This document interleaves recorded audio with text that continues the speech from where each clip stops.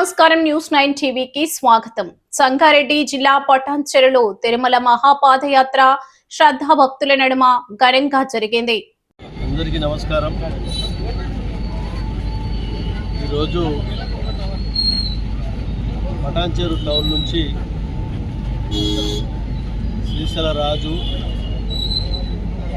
22వసారి తిరుపతి పాదయాత్ర చేయడం చాలా సంతోషకరమైన విషయం.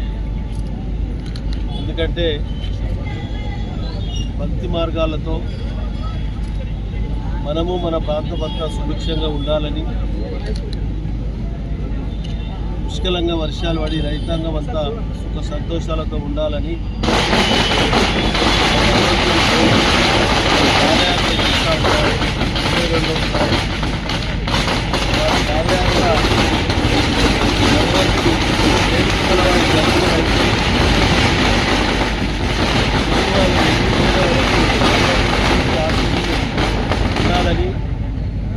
ఈ పాదయాత్ర విజయవంతం కావాలని చెప్పి ఏడుకొండల వారిని కోరుకుంటున్నాను. శ్రీశైలంలో పటాన్చెరు వాస్తవాన్ని నాకు 2004లో ఈ పాదయాత్ర మొదలుపెట్టింది.